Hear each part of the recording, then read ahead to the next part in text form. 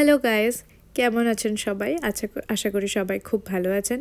চলুন আজকে আপনাদের সাথে শেয়ার করি একটা ফুল মিলের রেসিপি, যেটা আমি কিছুদিন আগেই বানিয়েছিলাম আমার ফ্যামিলির জন্যে। যেহেতু আমার ফ্যামিলি সাউথ ইন্ডিয়ান ফুড খেতে খুব ভালোবাসে, তো ভাবলাম কেননা একটু সাউথ ইন্ডিয়ান খাবার দাবার বানানো যাক আমাদের লাঞ্চের জন্য। তো সেই জন্য আমি এখানে তৈরি করতে চলে এসেছি সাউথ ইন্ডিয়ান লাঞ্চ। আর ফার্স্টেই যেটা চাপাচ্ছি সেটা হচ্ছে সাম্বার ডাল।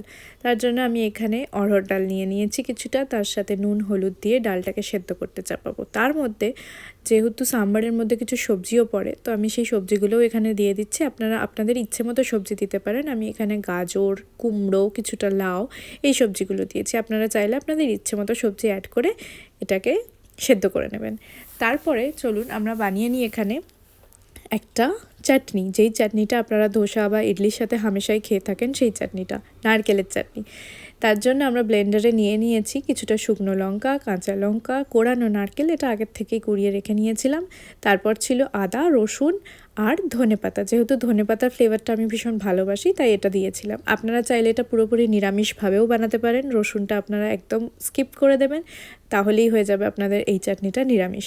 তার সাথে কিছুটা নুন আর কিছুটা তেঁতুলের পাল্পটা পরেও অ্যাড করা যায়, আবার এখনও অ্যাড করতে পারেন। তারপরে এই পুরো জিনিসটাকে একটুখানি জল দিয়ে আমরা পুরোটা ব্লেন্ড করে নেব। আর এই যে আমাদের নারকেলের চাটনি একদম রেডি। একটু টেস্ট করে দেখে নিই কেমন হয়েছে। ভীষণ সুন্দর, একদম টকটক। এরপরে এর জন্য আমরা একটা তড়কা তৈরি করে নেব নারকেলের চাটনিতে দেওয়ার জন্য। তার জন্য আমরা তেলের মধ্যে কিছুটা সর্ষে, তারপরে শুকনো লঙ্কা আর কিছুটা বিউলির ডাল আর ছোলার ডাল আর কারি পাতা সব কটাকে একসাথে দিয়ে এইভাবে তড়কাটা রেডি করে নেব। আর আপনারা তো জানেন কারি পাতা ছাড়া কোনো ডিশ ইনকমপ্লিট এই কুইজিনের। আর আমাদের নারকেলের চাটনি পুরো রেডি সার্ভ হওয়ার জন্য। এরপরে চলুন দেখে নিই আমাদের ডালটা কত দূর হলো। ডালটা তো পুরোই সেদ্ধ হয়ে গেছে। এবার তার জন্য আমরা তড়কাটা রেডি করি। চলুন এবার তেলের মধ্যে আমরা দিয়ে দেব সর্ষে, কারি পাতা আর কিছুটা পেঁয়াজ কুচো। পেঁয়াজটা আপনারা চাইলে স্কিপও করতে পারেন, কোনো অসুবিধা নেই। এই পেঁয়াজটা হালকা পিঙ্ক হওয়া অবধি আপনাদেরকে ভাজতে হবে, পুরো যাতে পুড়ে না যায়, কারণ ওই টেস্টটা একদম আলাদা হয়ে যায়। আর যদি একটু নরম থাকে, একটু পিঙ্ক থাকে, সেটার টেস্টও আলাদা হয়। তো তাই জন্য আমরা এখানে যেটা আজকে বানাবো সেটা হচ্ছে পেঁয়াজটাকে একদম হালকা হালকা নরম করব, একদম বেশি এটাকে আমরা ব্রাউন করব না বা লাল করব না। এরপরে আমরা অ্যাড করব সাম্বার মশলা। আপনারা চাইলেন বাড়ির তৈরি সাম্বার মশলাও দিতে পারেন। আজকে আমি প্যাকেটেরটাই ইউজ করেছি। আপনারা চাইলে আমি রেসিপিটা আপনাদের সাথে শেয়ার করতেই পারি। এরপরে এই তড়কার মধ্যে অ্যাড করে দেব ডাল। আর আমার ডালটা একটু গাঢ় হয়ে গেছিলো, সেই জন্য আমি একটু জলও অ্যাড করে দিলাম এখানে। আর হ্যাঁ, আমাদের ডালও মোটামুটি একদমই রেডি হয়ে গেছে। মোটামুটি না, ভুল বললাম, একদমই রেডি হয়ে গেছে। একটু হালকা চিনি অ্যাড করলাম, যেহেতু বাঙালি তাই সব কিছুতে চিনি দেওয়া আমাদের স্বভাব, তাই আর কি, না হলে কোনো দরকারও নেই। এরপরে তেঁতুলের পাল্প দিয়ে এই ডালটাও রেডি আমাদের সার্ভ হওয়ার জন্য। কেমন লাগছে বলুন এই ইয়াম্মি সাম্বার ডালটা?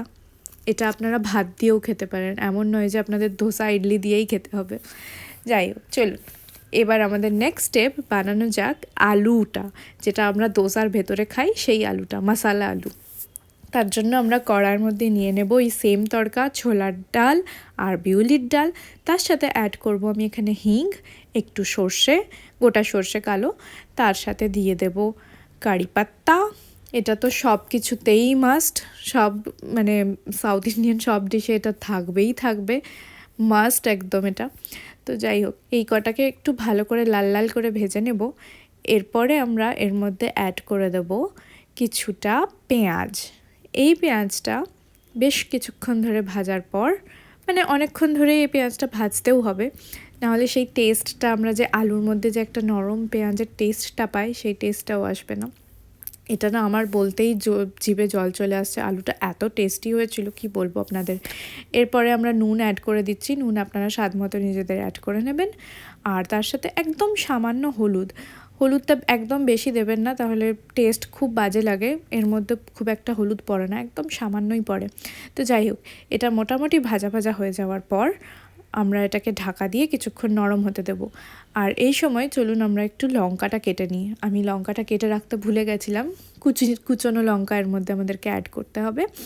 তো আমি এখানে সেটাই করছি, লঙ্কাটা কেটে এই লঙ্কাটাও এর মধ্যে অ্যাড করে নিতে হবে আমাদের। তারপরে ভালো করে মিক্স করে আমরা আবার ঢেকে রাখবো পেঁয়াজটা যাতে আরও কিছুক্ষণ ধরে নরম হয়ে যাক সেই জন্য। চলুন এরপরে আমরা আলু যেটা সেদ্ধ করে নিয়েছিলাম আগে থেকেই সেটাকে ম্যাশ করে নিই, তাহলে আমাদের সুবিধে হবে কড়াই দেওয়ার পর আর আলাদা করে আলুটা ম্যাশ করতে হবে না। দেখে নিই আমাদের পেঁয়াজটা কত দূর হয়েছে। পেঁয়াজ একদম রেডি হয়ে গেছে আমাদের, আর এর মধ্যে কিছুই দিতে হবে না সেরকম। এবার শুধু টমেটোটা অ্যাড করে একটুখানি নাড়াচাড়া করে, টমেটোটা না খুব একটু গলাবেন না, মানে একদম সামান্যই গলবে, একটু কাঁচা কাঁচা থাকবে, সেটাই ভালো লাগে। আর এখানে অলরেডি আমার একটা টমেটো উড়ে গিয়ে বাইরে পড়ে গেছে। আশা করি এটা যারা রান্না করে সবার সাথেই হয়। আপনারা জানাবেন কিন্তু আপনাদের সাথে হয় কি হয় না, আমার কমেন্ট বক্সে অবশ্যই এটা কমেন্ট করে জানাবেন। এরপরে আমি দিয়ে দিলাম এর মধ্যে কিছুটা মটরশুঁটি। আপনারা চাইলে দিতে পারেন, নাও দিতে পারেন, যেহেতু শীতকাল অ্যাভেলেবেল আছে মটরশুঁটি এখন, সেই জন্য আমি এটা অ্যাড করে দিয়েছি এর মধ্যে। এরপরে আবার কিছুক্ষণ ঢাকা দিয়ে মটরশুঁটি আর টমেটোটা যাতে হালকা একটু গলে যায় ততক্ষণ অবধি আমরা এটা ঢাকা দিয়ে রাখবো। এই যে দেখুন ঢাকা খোলার পর আমাদের হয়ে গেছে এটা নরম। এরপরে আমরা অ্যাড করে দেবো মেইন ইনগ্রিডিয়েন্ট আমাদের আলুটা। আলুটাকে অ্যাড করার পর ভালো করে মিশিয়ে নেব, খুবই ভালো করে, যাতে সব মশলাগুলো আলুর সাথে একদম ভালোভাবে মিলে যায় ততক্ষণ অবধি মিশিয়ে লাস্টে আমরা এর ওপর ধনেপাতা ছড়িয়ে এই আলুর ফিলিংটাও রেডি আমাদের। এরপরে চলুন, আমি আজকে দোসা দিয়ে খাবো এত কিছু, তাই দোসার ব্যাটার আমি এখানে তৈরি করে নিয়েছি। এটা কিন্তু রেডিমেড দোসার ব্যাটার, আগেই বলে রাখি। আর আপনারা চাইলে বাড়িতেও বানাতে পারেন, যেহেতু আমার লাস্ট মোমেন্টে প্ল্যান হয়েছিল তাই আমি এটা কিনেই ব্যবহার করেছি, আমার চাল ডাল কিছুই ভেজানো হয়নি। লাস্ট মোমেন্টে এটা অর্ডার করে তারপরে আমি দোসাটা রেডি করেছিলাম। এর মধ্যে দিয়ে দিয়েছি কিছুটা নুন আর কিছুটা জল পাতলা করার জন্য। পাতলাটা আপনারা একটু দেখে নেবেন, কারণ এটা তো আমি বলে বোঝাতে পারবো না কতটা পাতলা করতে হবে, বাট হ্যাঁ একটু লিকুইডই থাকবে ব্যাটারটা। এখানে যতটা দেখছেন এইভাবে এতটাই লিকুইড থাকবে, এর থেকে বেশি লিকুইড হলে আপনাদের দোসা কিন্তু উঠবে না। এরপরে এই দোসার ব্যাটারটা দিয়ে দোসা প্যানে চলুন বানিয়ে নিই একটা সুন্দর ক্রিস্পি ক্রিস্পি দোসা। আমাদের দোসা মোটামুটি রেডি হয়ে গেছে, একদম ক্রিস্পি।